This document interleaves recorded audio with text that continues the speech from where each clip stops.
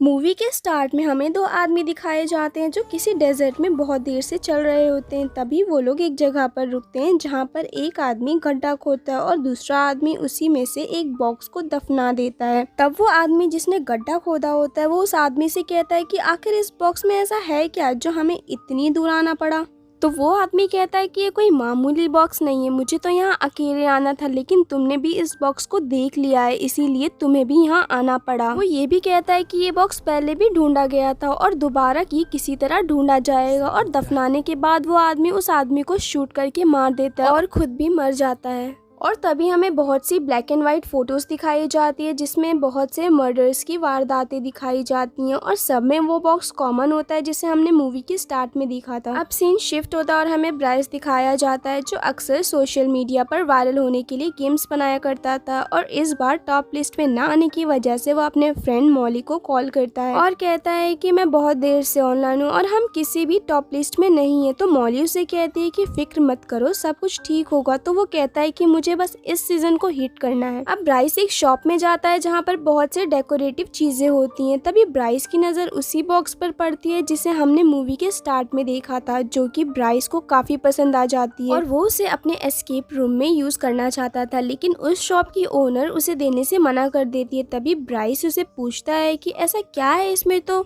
वो कहती है कि ये कोई खिलौना या कोई डेकोरेटिव चीज नहीं है। वो उसे बताती है कि ये बॉक्स की बहुत सी हिस्ट्री है और इसे स्कल बॉक्स कहा जाता है और ये बॉक्स दुनिया की जानी मानी कर्स चीजों में से एक है। तभी वो शॉप की ओनर की कॉल आ जाती है तो ब्राइस वहाँ पर कुछ पैसे छोड़कर चुपके से उस बॉक्स को लेकर चला जाता है। अब हमें जेफ और एंजी दिखाए जाते हैं जो ब्राइस के फ्रेंड्स होते हैं और वो एस्केप रूम के लिए जाने वाले होते हैं। दूसरी तरफ हमें ब्राइस के दो ऑर्फेन्स दिखाए जाते हैं जो कि बेन और जेफ होते हैं और वो लोग भी एस्केप रूम में जाने वाले होते हैं। अब वो लोग सब ब्राइस से मिलते हैं जो कि उन्हें एस्केप रूम तक लेकर जाता है। तभी ब्राइस की फ्रेंड उस किलर के पास जाती है और कहती है कि सब लोग आ गए हैं तो तुम जल्दी से रूम में जाकर छुप जाओ। ब्राइस उन्हें रूल्स बताता है कि तुम्हारे पास बस 55 मिनट्स होंगे और ये रूम पूरी तरीके से क्लूज और पजल्स में होगा जिसकी मदद से तुम लोगों को इस रूम से एस्केप करना होगा, यानी कि इसकी मदद से ये लोग डोर को खोलकर बाहर आएंगे। वो उन्हें ये भी बताता है कि उस रूम को इस तरीके से डिजाइन किया गया है कि वो रूम साउंड प्रूफ होगा, यानी कि उनकी कोई भी आवाज बाहर नहीं आ सकती। और तो और उस जगह पर मोबाइल्स भी ले जाने का कोई फायदा नहीं क्योंकि उस जगह पर नेटवर्क ही नहीं होगा। अब ब्राइस उन लोगों के फेस को एक कपड़े से ढक देता है और उन्हें रूम तक पहुंचा देता है। अब उन लोगों के अंदर जाते ही वो डोर अपने आप ही लॉक हो जाता है। दूसरी तरफ ब्राइस कैमरा के जरिए उन लोगों को देख रहा होता है। अब उन लोगों के पास जो टेबल होता है उस पर एक रेडियो होता है जिसे वो ऑन करते हैं तो उसमें से एक आदमी कहता है कि अगर ये तुम सुन रहे हो तो मैं अभी मर चुका हूँ, लेकिन मैं तुम्हें कुछ इंस्ट्रक्शंस देना चाहता हूँ और मेरा एक बेटा है जो इंसान नहीं बल्कि शैतान है और उसने अपनी मदर को भी मार दिया है और बहुत से लोगों को मार दिया और मैंने उसे इसी रूम में चैन से बांधा है। ये रूम उसी का था जहाँ पर वो मर्डर्स किया करता था और चाहे जो भी हो जाए तुम उससे यहाँ से आजाद मत होने देना और जितनी जल्दी हो सके इस रूम से बाहर निकलो। लेकिन ये लोग इसे ज्यादा सीरियसली नहीं लेते हैं क्योंकि उन्हें लगता है कि ये एक गेम का हिस्सा है। अब वो लोग क्लूज और पजल्स ढूंढने लगते हैं और तभी उन्हें उस टेप रिकॉर्डर वाले आदमी का बेटा नजर आता है जो कि वहीं पर चेन से बंधा हुआ था। तो वो सारे उसे गेम समझकर उस पर हंसने लगते हैं। अब जेफ को वही बॉक्स दिखता है और वो उस बॉक्स को खोल देता है, लेकिन उस बॉक्स में कुछ नहीं होता है और जेफ वहाँ से चला जाता है। तो उसी बॉक्स में से ब्लैक कलर का साया निकलता है, यानी कि वो शैतान अब आजाद हो चुका है जो कि उस रिकॉर्डिंग वाले आदमी के बेटे के अंदर चला जाता है और किसी का भी ध्यान वहाँ पर नहीं जाता है। लेकिन तभी उन्हें एक कबर्ड दिखता है जो कि लॉक होता है और उस लॉक पर कुछ कोड नंबर होते हैं और वो रेड, ब्लू और ग्रीन में होता है। अब जेस को एक इरेजर मिलता है जिसके ऊपर DER लिखा होता है। फिर जब वो लड़की आगे बढ़ती है तो वो वहाँ पर रस्सी देखती है और जब वो उस रस्सी को खींचती है तो टेप रिकॉर्डर वाले आदमी की डेड बॉडी उसके सामने लटक जाती है, जिस पर वो लोग उसे भी सीरियस नहीं लेते हैं। फिर जेफ को कप के नीचे से 2 कॉइन मिलते हैं जिसे वो कोई क्लू समझकर अपने पास रख लेता है। उधर दूसरी तरफ ब्राइस के ऑफिस के सिग्नल अचानक से चले जाते हैं जिससे उसे ये समझ नहीं आता है कि आखिर ऐसा क्या हो गया है। वो शैतान जो कि चेन से बंधा हुआ था वो अपनी जगह से थोड़ा आगे आ गया होता है, जिस पर वो लोग समझते हैं कि शायद उस शैतान की चेन 5 मिनट करके थोड़ा थोड़ा करके आगे आती है। अब जेफ को बुक शेल्फ से 5 रेड,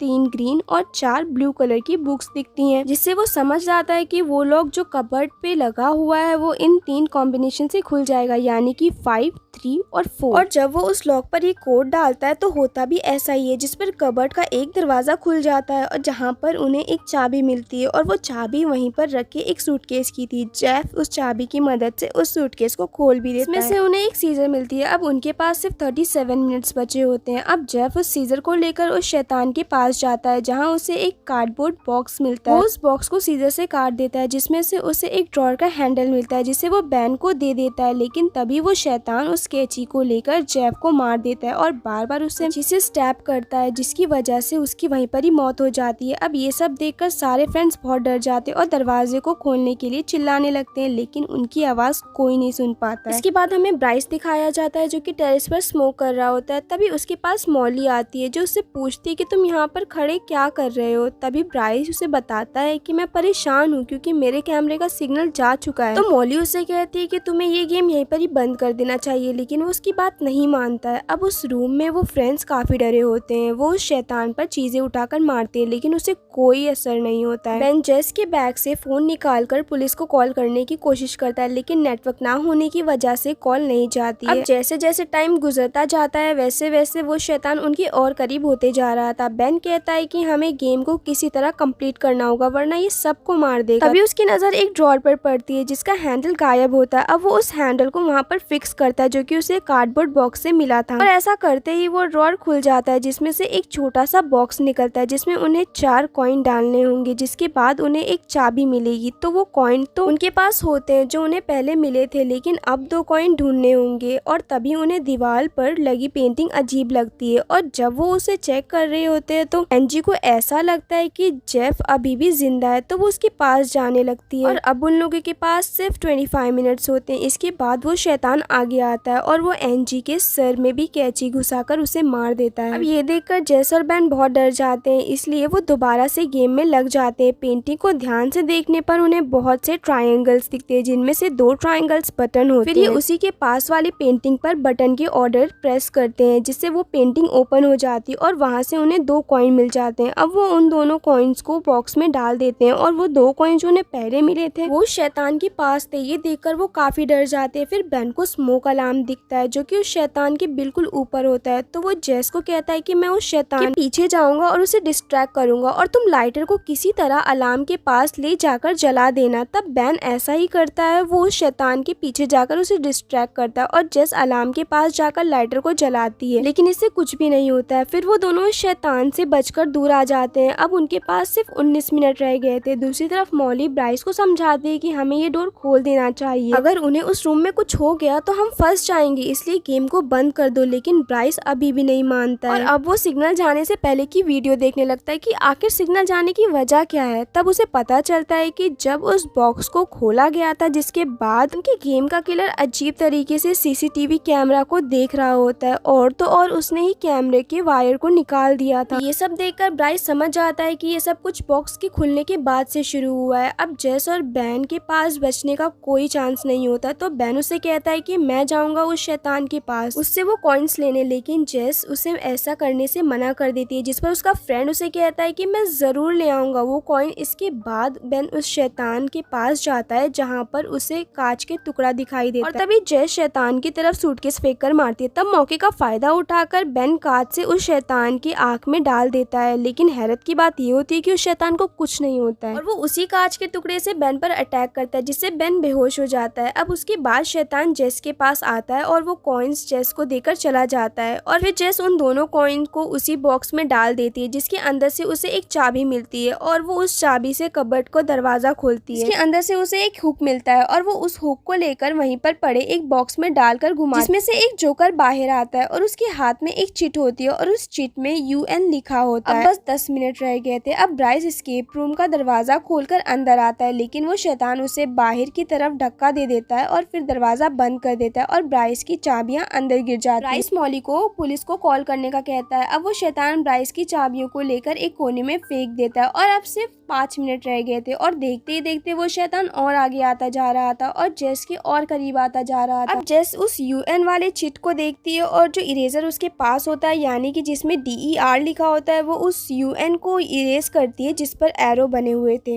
अब जेस को यहाँ कुछ समझ नहीं आता, तभी वो उस कांच के टुकड़े को उठाकर उस शैतान को मारने जाती है, लेकिन तभी मेन डोर पर सेम वैसा एरो दिखाई देता है जैसा उस नोट में होता है। जेस समझ जाती है कि इसी से दरवाजा ओपन होगा और जब जेस वहाँ से जाने लगती है तो वो शैतान उसे भी रोक लेता है और विजन्स दिखाने लगता है, लेकिन जेस उसके ट्रैप में नहीं आती है।